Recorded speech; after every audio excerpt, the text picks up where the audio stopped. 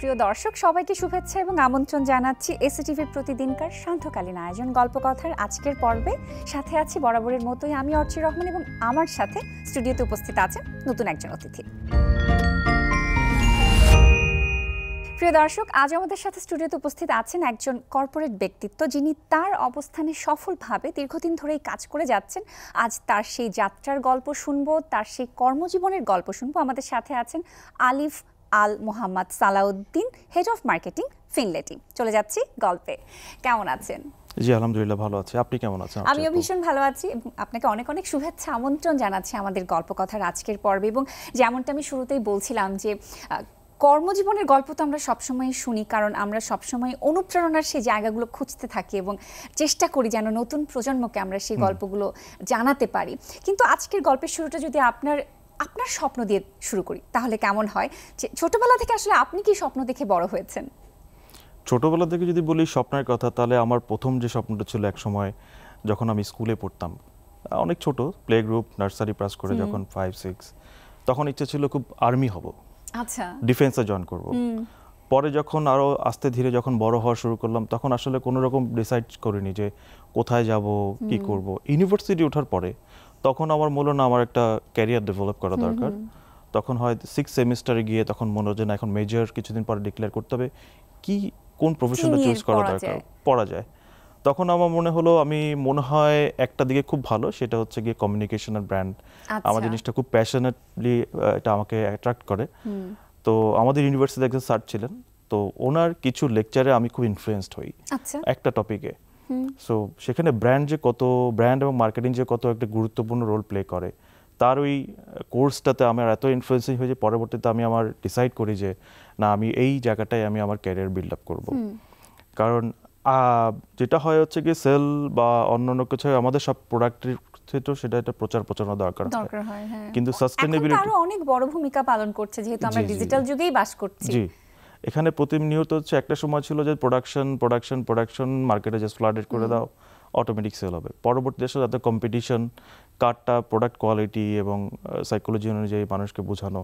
তো সাইকোলজির ব্যাপারটা আমার কাছে ভালো লাগে, খুবই ইন্টারেস্টিং, এবং স্টিল আমার সাইকোলজি সাবজেক্টটা আমার খুব ভালো লাগে। এগুলো নিয়ে অনেক মোটামুটি বই পড়ার চেষ্টা করছি, এবং সেখান থেকে আমার মনে হয় না কনজিউমার সাইকোলজি যে প্লে করা যায়, এটার উপর আসলে তেমন একটা মানুষকে ইনফ্লুয়েন্স করে তার একটা প্রোডাক্টের বিশ্লেষণ করে উপস্থাপনা করার মতো আসলে ইন্টারেস্টিং ব্যাপার কিছু হতে পারে না। সেই পরিপ্রেক্ষিতে আমি আমার ক্যারিয়ার ডেভেলপ করি এবং আমার শুরু হয় 2010 সাল থেকে।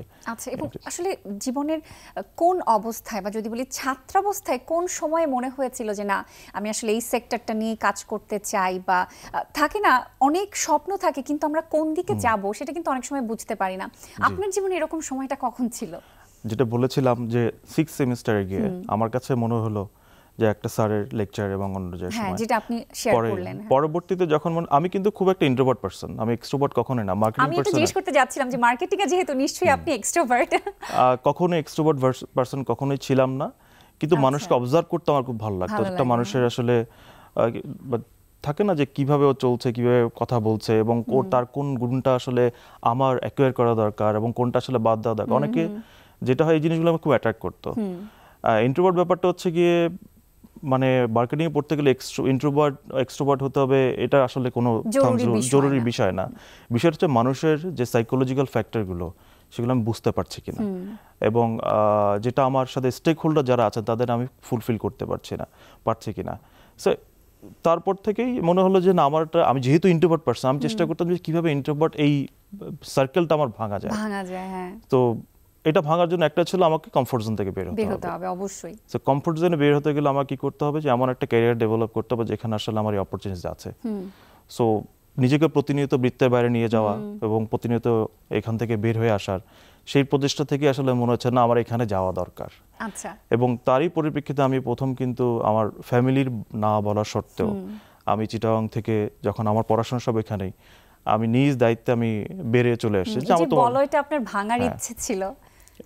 যেটা হয় কি এটা আমার ফ্যামিলি এখন পর্যন্ত জানে না যে আমার চিটাগাংয়ের যে আমি যখন পড়াশোনা করেছিলাম, তো হয় কি তখন 2003-04 দিকে তখন গ্রেডিং সিস্টেম ছিল। হঠাৎ করে গ্রেডিং সিস্টেম থেকে উঠে গিয়ে হতো কি রেজাল্টের উপর ভিত্তি করে আমাদের কি হবে অ্যাডমিশন হবে।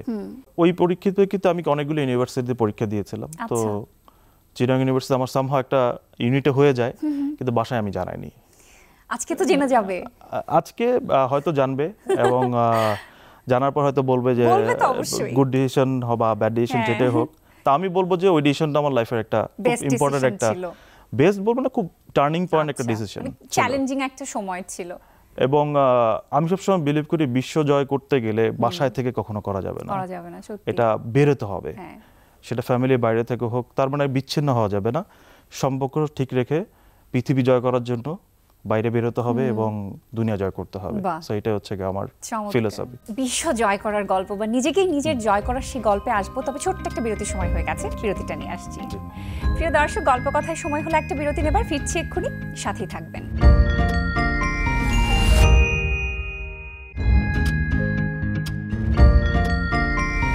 প্রিয় দর্শক, বিরতির পর আবারও ফিরে এলাম গল্প কথার আজকের পর্বে। সাথে আছি আমি অর্চি রহমান এবং আমার সাথে স্টুডিওতে উপস্থিত আছেন Alif Al Mohammad Salauddin, head of marketing ফিনলেটি। এবং যেই গল্পে ছিলাম, এই যে দীর্ঘ সময়ের একটা ক্যারিয়ার আপনার, এই সময়টায় আপনি অনেকগুলো সেক্টরে কাজ করেছেন এবং নানা সেক্টরে কাজের অভিজ্ঞতা আপনি সঞ্চয় করেছেন। কিন্তু প্রথম দিকে যখন আসলে আপনি ক্যারিয়ার শুরু করলেন বা কাজ শুরু করলেন, তখন আসলে নিজেকে কি করে প্রস্তুত করেছিলেন বা একদমই আননোন একটা সেক্টরের জন্য নিজেকে কিভাবে তৈরি করেছিলেন? নিজেকে তৈরি করার জন্য যেটা করতে হয়, ক্যারিয়ারের শুরুতে সবার যেটা হয় যে গিয়ে তো সবকিছু একবার সেট আপ করা যায় না, কারণ আমাদের ক্যারিয়ারের যখন এডুকেশন লাইফ থাকে একটা ডিফারেন্ট, ওখানে অনেকটা আমরা বুকিশ নলেজ আমরা অ্যাডজাস্ট করি। তো একজন গুড মেন্টর বা বস যেটা বলেন, সিনিয়র বলেন, এবং একটা কোম্পানি যেটা করে কি সেই গাইডেন্সটা দেয়। আমার আনফর্চুনেটলি বা ফরচুনেট যেটা বলেন, আমার ক্যারিয়ারের শুরু থেকেই আমার যারা সিনিয়র ছিলেন তারা আমাদের খুব গাইডেড ছিলেন এবং খুব সঠিক রাস্তায় কাজ শেখানোর যে ব্যাপারটা, এটা আমি পেয়েছি। আনফর্চুনেট বা ফরচুনেট যেটা বলেন, এইদিকে আমি লাকি যে আমার সবসময় আমি আমার একজন প্রোটেক্টিভ গার্ডিয়ান বলেন বা হচ্ছে গিয়ে একজন মেন্টর বলেন, আমার সবসময় সব ক্যারিয়ার ক্ষেত্রে এটা ছিল। সো এই ক্ষেত্রে আমার খুব একটা প্রবলেম হয়নি। এবং সবচেয়ে বড় কথা হচ্ছে আমার যেটা মনে হচ্ছে কাজটাকে একটা আমার যেটা সবসময় মনে হতো যে কাজ, সেটা কাজের সময় কাজটা করে ফেলা দরকার এবং রেজাল্ট ওরিয়েন্টেড হতে হবে। সো রেজাল্ট এবং সিস্টেমেটিক ওয়েতে, তো সিস্টেমটা ডেভেলপ করে চললে আসলে এই জিনিসটা খুব একটা প্রবলেম হয় না। এবং যেমনটা বলছিলাম যে নানা সেক্টরে কাজ করেছেন এবং সেই সেক্টরগুলোর একটু কাজের অভিজ্ঞতা যদি সংক্ষেপে জানতে চাই, কেমন ছিল এক একটা সেক্টরে কাজের এক এক রকম অভিজ্ঞতা? আমি অলমোস্ট যদি বলি ইন্ডাস্ট্রি, অলমোস্ট 4-5টা ইন্ডাস্ট্রির মতো আমার এক্সপেরিমেন্ট হয়ে গেছে। সো মার্কেটিং একটা যদি ইন্ডাস্ট্রিগুলি প্লাস্টিক ম্যানুফ্যাকচারার, তারপর হচ্ছে গিয়ে service airlines industry, food and beverage, তারপর হচ্ছে গিয়ে সিরামিক্স ইন্ডাস্ট্রি, এখন হচ্ছে আমি বলবো যে টি ইন্ডাস্ট্রিতে আছি। মাঝখানে হচ্ছে টেলিডর গ্রুপে আমি আইটি বা টেলিকম সেক্টরের একটা আমার এক্সপিরিয়েন্স ছিল। সো একটা জিনিস কি, যেখানে যেতে হয় মার্কেটিং পিপলদের একটাই হচ্ছে তাকে কনজিউমার নিয়ে কাজ করতে হবে, বা স্টেক হোল্ডার বা বিজনেস যারা হচ্ছে রিটেলার, এদেরকে নিয়ে কাজ করতে হয়। সো ওদের সাইকোলজি যে বোঝাটা এবং বিজনেস প্যাটার্নটা বোঝাটা হচ্ছে ইম্পর্টেন্ট। কারণ একমাত্র মার্কেটিং বা যারা ব্র্যান্ডে কাজ করে তাদেরাই হচ্ছে কিন্তু একটা কনজিউমারের representative to the company. So আমরা রিপ্রেজেন্টেটিভ হিসেবে কাজ করি, প্লাস হচ্ছে গিয়ে আমাদের কোম্পানির একটা রিপ্রেজেন্টেটিভ, দুইটা মেলবন্ধন হিসেবে কাজ করি। সো যেখানে করতে মোরাললেস গ্রামারটা কিন্তু অনেকটা সেম সব ইন্ডাস্ট্রির মধ্যে, যে আমাকে একে নিয়ে কাজ করতে হবে, একে নিয়ে কাজ করতে হবে এবং ইন্ডাস্ট্রি বুঝে কাজ করতে হবে। সেই ক্ষেত্রে চ্যালেঞ্জিং খুব একটা এরকম ফিল হয় না, আমার কাছে মনে হয় সবগুলো একই রকম। জাস্ট আমাকে matter of time 2 to 3 months আমাকে ইন্ডাস্ট্রি বুঝে এর প্যাটার্ন বুঝে এটা কাজ করাটাই হচ্ছে ইম্পর্টেন্ট। এবং প্রথম দিকেও যখন কাজ শুরু করেছিলেন বা তখনও তো কাস্টমারদের নিয়ে, কনজিউমারদের নিয়ে কাজ করা হয়েছে এবং এখনও তো তাই, আসলে সময়ের ব্যবধানে এই সিচুয়েশনটা কতটুকু আসলে তফাৎ দেখছেন? কাস্টমারদের কেমন প্রোডাক্ট বুঝে বুঝে তারা কেমন প্রোডাক্ট কিনছে বা কোন বিষয়গুলোর প্রতি তাদের খুব আগ্রহ বা ইন্টারেস্ট শো করে, আসলে এই বিষয়টা যদি একটু জানতে চাই, আমার কাছে এটা খুব ইন্টারেস্টিং মনে হয়। কাস্টমার ব্যাপারটা হচ্ছে আমরা যখন কাজ শুরু করতাম বা তার আগে আমাদের আগের জেনারেশন যারা কাজ করতো তখন অপশনগুলো ছিল অনেক কম। ডিজিটাল মার্কেটিং এর এত বা ডিজিটাল এরিনার এত এক্সপ্যান্ড হয়নি। এখন টেকনোলজির কারণে মানুষের হাতে মুঠোয় মুঠোয় ইনফরমেশন, আমরা এখন মাইক্রো মোমেন্টসে লিভ করছি। মানে 1 সেকেন্ডের মধ্যে আমি থাউজেন্ডস অফ প্রোডাক্ট মুহূর্তের মধ্যে আমার চোখের সামনে পছন্দ চেঞ্জ হয়ে যায়, পছন্দ চেঞ্জ হয়ে যায়। এই জন্য হচ্ছে গিয়ে আর এখনকার যে জেনজি জেনারেশন তাদের কিন্তু ডিসিশন মেকিং করতে হচ্ছে মুহূর্তের মধ্যে করে ফেলে, এবং তারা একটু ইমপেশেন্ট, মানে ইমপেশেন্ট বলবো না, ইনফরমেশন এত থাকলে আমরা সবাই ইমপেশেন্ট হয়ে যাই। সো এই ক্ষেত্রে হচ্ছে গিয়ে যেটা চ্যালেঞ্জ হয়ে যায় যে হচ্ছে গিয়ে সবসময় ব্র্যান্ডের থ্রুতে কমিউনিকেশন ওদের সাথে থাকা এবং ওদের মতো করে থাকা। আমি আমার মতো করে থাকলে কিন্তু আসলে হবে না, যে আমার প্রোডাক্ট এরকম আমি এরকম করে রিপ্রেজেন্ট, কিন্তু ওদের মতো করে আমার কথাগুলো বলা এবং যেটা বলতে চাচ্ছি সেটা হচ্ছে ইম্পর্টেন্ট ফ্যাক্টর। আগে যেটা ছিল একটু বললেই হলো, যে ম্যাস কমিউনিকেশন ছিল, টেলিভিশন মিডিয়া, ওখানে আমি বলবো ওরাই শুনবে। এখন ব্যাপারটা কিন্তু সেরকম না, এখন আমি বলবো তারা রিপ্লাই করবে, তাদের একটা মন্তব্য থাকে, তাদের ফিডব্যাক থাকে, তা আমাকে সেভাবে করে চলতে অনেক ব্যাপার থাকে। সো ব্যাপারটা হচ্ছে খুব কনকারেন্ট। সো এই অনুযায়ী বলবো যে এখনকার সময়টা অনেক চ্যালেঞ্জিং। এবং আগে যেমন একটা প্রোডাক্টের যদি আমরা টিভিসি দেখতাম বা টেলিভিশনে কোনো অ্যাড দেখছি, সাথে সাথে কিন্তু সেই প্রোডাক্টটার জনপ্রিয়তা অনেক অংশে বেড়ে যেত বা সবাই ছুটতো সেই জিনিসটা কেনার জন্য। এখন আসলে এত অপশন, এবং এই ভূমিকাটা কতটুকু এখনো আছে আসলে কাস্টমারদের মধ্যে, এই বিষয়টা কতটুকু কাজ করে, নাকি তারা আসলে নিজেদের মতো করে এক্সপেরিমেন্ট করতে থাকে তারপর একটা বিষয় চুজ করে বা প্রোডাক্ট চুজ করে? টেলিভিশন যেটা হচ্ছে, টেলিভিশন মিডিয়ার ব্যাপারটা হচ্ছে এখনো ইম্পর্টেন্ট রোল একটা প্লে করে। একদম যদি রুট লেভেলে যান, দেখা যায় হচ্ছে ডিজিটাল মার্কেটিং আসলে হচ্ছে কি একদম থাকে না, ঘরের বাসার পাশের একটা মুদি দোকান থেকে শুরু করে একদম টপ কর্পোরেট বিজনেসম্যানরা কিন্তু ডিজিটাল মার্কেটিং এর থ্রুতে প্রমোট করতে পারে। সো এখানে যে ফ্যাক্টরটা টেলিভিশন অ্যাড দাম একটা ক্রেডিবিলিটি ফ্যাক্টর, যে না উনি টেলিভিশন অ্যাড দিয়েছে, পেপার অ্যাড দিয়েছে, এই এটা হচ্ছে আপনার একটা ব্র্যান্ডের ওয়েট বোঝা যায় যে আসলে সে কিভাবে এখানে যাচ্ছে। সো যেটা হয় কি, যদি আপনার ব্র্যান্ডের ক্রেডিবিলিটি খুব ইম্পর্টেন্ট ভাবে রিপ্রেজেন্ট করতে হয়, সো ম্যাস মিডিয়া খুব ইম্পর্টেন্ট একটা রোল প্লে করছে। এই জন্য দেখবেন বিগ ব্র্যান্ডস বাংলাদেশের সবাই কিন্তু টেলিভিশন মিডিয়াতে আছে, সবাই কিন্তু একটু ছোট বা বলবো যাদের আসলে ক্যাপাবিলিটি তারা ডিজিটাল মিডিয়া থ্রুতে করছে, কিন্তু কনজিউমারের কাছে ইমপ্রেশন ক্রিয়েট করার ক্ষেত্রে তো টেলিভিশন মিডিয়া একটা বিগ ফ্যাক্টর কাজ করে। আর যদি বলি খুব কম খরচে বা খুব স্মার্ট ওয়েতে যদি নিজেকে প্রেজেন্ট করতে, তাহলে ডিজিটাল মার্কেটিং খুব ইম্পর্টেন্ট রোল প্লে করে। সো ফ্যাক্ট এটা ডিপেন্ড করছে যে কোম্পানির অবজেক্টিভটা কি এবং ভিশনটা কি, এবং তারপর হচ্ছে অবশ্যই বাজেটের ব্যাপার থাকে সব প্রোডাক্ট সবার জন্য না, আবার কিছু সব প্রোডাক্ট সবার জন্য, সব প্রোডাক্ট সবার জন্য হলে তখন আমাকে সব মিডিয়ায় ধরতে হবে, আর কিছু প্রোডাক্ট আসলে আমি টেলিভিশন মিডিয়া দিয়েও করতে পারবো না। সেটার জন্য customer to customer different strategy বা মিডিয়া ইউজ করতে হয়। সো এটাই আসলে স্ট্র্যাটেজি, এবং মার্কেটিং ব্র্যান্ডিং এর ক্ষেত্রে এই বিষয়গুলো মাথায় রেখেই তো কাজ করতে হয়। এবং এরকম আরো অনেক বিষয় আছে যেগুলো নিয়ে আলাপ করব। আবারও একটা বিরতির সময় হয়ে গেছে, বিরতিটা নিয়ে আসছি। প্রিয় দর্শক, গল্প কথায় আবারও নিচ্ছি ছোট্ট একটা বিরতি, ফিরছে এক্ষুনি, সাথেই থাকবেন।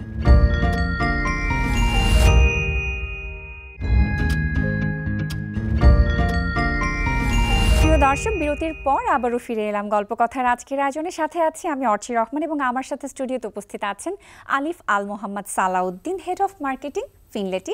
কথা বলছিলাম নানা বিষয়ে, চলে যাচ্ছে আবারও গল্পে, এবং যেই গল্পে ছিলাম ফিনলেটির প্রসঙ্গে যদি একটু আসি আমি, দীর্ঘ দিনের যাত্রা ফিনলেটির, এবং কাস্টমারদের আস্থার জায়গা, ভালো লাগার ভালোবাসার জায়গা দখল করে আছে ফিনলেটি। আপনি যখন ফিনলেটির সাথে যাত্রা শুরু করলেন, সেই সময় আসলে আপনার অভিজ্ঞতা কেমন হয়েছে বা আপনার কি ভাবনা ছিল? আচ্ছা, খুব ইন্টারেস্টিং একটা ফ্যাক্ট হচ্ছে, আমি এখানে যখন জয়েন করব তার ঠিক 1 মাস আগে আমি শ্রীমঙ্গলে একটা ট্যুরে যাই ফ্রেন্ড সার্কেল নিয়ে। তো ওখানে গিয়ে আমি দেখলাম যে যতটুকু বাগান চোখে পড়তে সবই হচ্ছে ফিনলেটির বাগান। এবং আমাদের শুরুতে যখন বাবা মারা যখন ছিলেন বা তারপরের জেনারেশন আর একটু পরে, আমরা কিন্তু ফিনলেটি দেখেই বড় হয়েছি সব সময়। ফিনলে চা আসল চা, এই ব্যাপারটা। তো প্রথম আমি বাগানে, আমার কিন্তু এটাই প্রথম চা বাগানের ট্যুর শ্রীমঙ্গলে, তার আগে কখনো ছিল না। আনফরচুনেটলি বা লাকিলি তা ঠিক 1 মাস পরে হচ্ছে গিয়ে আমি জানতাম না যে এই কোম্পানিতে আমি জয়েন করব। সো এখানে আমি জয়েন করি, জয়েন করার পর দেখি যে আমি যতটুকু মনে করছি ফিনলে চা যতটুকু ব্যাপ্তি, তার থেকে আরো অনেক বিশাল, এটা আমার ধারণাই ছিল না। এটা প্রায় 127 বছর একটা পুরনো কোম্পানি, মনে হয় এটা বাংলাদেশের one of the most oldest একটা কোম্পানি। এত বছর ধরে এই কোম্পানিটা চলছে। এবং সবচেয়ে ইন্টারেস্টিং ফ্যাক্ট হচ্ছে, যখন আমি এটার ভিতরে আরো ইনডেপ যখন ঢুকি ফিনলেটির ভিতরে, তখন আমি দেখি যেটা one of the largest T manufacturer, এবং আমাদের চা মোটামুটি সবাই আমাদের চা ব্যবহার করে, যত বড় স্বনামধন্য যত নামগুলো। এটা বলছেন কিভাবে, যে আমরা তো আসলে অকশনে চাটা বিক্রি করি, অকশন থেকে অন্যান্য ব্র্যান্ডগুলো নিয়ে নেয়, এবং সেইখান থেকে আমরা কিছু চা আমাদের আমাদের ভোক্তার পর্যায়ে পৌঁছানোর জন্য আমরা নিজেরা আবার বাজারজাত করে থাকি। আচ্ছা আচ্ছা। সো যেটা হচ্ছে কি কোয়ালিটি, কেন ফিনলে চার ব্যাপারে যেটা বলছেন 127 বছর ধরে যদি একটা কোম্পানি যখন থাকে তার মানে বুঝতে হবে অভিজ্ঞতা কতটুকু। কারণ কালেকটিভলি যদি বলে এক একটা যে সবার যে অভিজ্ঞতার যে সমষ্টিগত একটা যে বয়স যেটাকে বলে এটা প্রায় হয়তো 500 বছরের উপর হবে প্রতিটা মানুষের।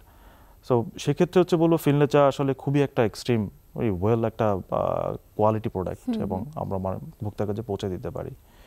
এবং আরও যখন এখানে যাই তখন দেখি যে কিছু কিছু প্রোডাক্ট আছে যেগুলোর আসলে মানুষকে জানানো দরকার। আমরা বাংলাদেশের প্রথম জাপানিজ গ্রিন টি ম্যানুফ্যাকচার করি। এবং জাপানিজ গ্রিন টি হচ্ছে গিয়ে এখানে কোনো হাতের প্লাকিংয়ের পরে চা পাতাটা তোলার পরে কোনো হাতের ছোঁয়া ছাড়া এখানে ম্যানুফ্যাকচার করা হয়, যেটা আমরা ইদানিং খুব প্রমোট করছি। এবং আমাদের আলহামদুলিল্লাহ এর যেটাকে বলে গ্রোথ, মার্কেটিংয়ের ভাষায় গ্রোথ খুবই ভালো। এবং নিত্য নতুন এখন আমরা চা নিয়ে বিভিন্ন এক্সপেরিমেন্ট করা শুরু করেছি। ভবিষ্যতে হয়তো দেখা যায় ফিনলের নামে অনেকগুলো চা যেগুলো আসলে কখনো বাংলাদেশের মানুষরা কখনো এভাবে এক্সপিরিয়েন্সে করেনি। এবং আমি আসলে সেটাই জানতে চাচ্ছিলাম যে এত বছরের প্রতিষ্ঠিত একটি ব্র্যান্ডের সাথে কাজ করতে গিয়ে আসলে নতুন কি ভাবনা চলে আসে বা নতুন কি চ্যালেঞ্জ নেওয়া যায় বা নতুন কি কাস্টমারদেরকে উপহার দেওয়া যায়? চ্যালেঞ্জ যেটা হচ্ছে গিয়ে চায়ের ব্যাপারটা আমরা বাংলাদেশের মানুষ যেটা দেখি চা বলতে হচ্ছে কি আমরা হয়তো বুঝি হচ্ছে রং চা, যেটাকে আমরা ব্ল্যাক টি বলি, অথবা ব্ল্যাক টি দিয়ে বানানো একটা হচ্ছে মিল্ক টি।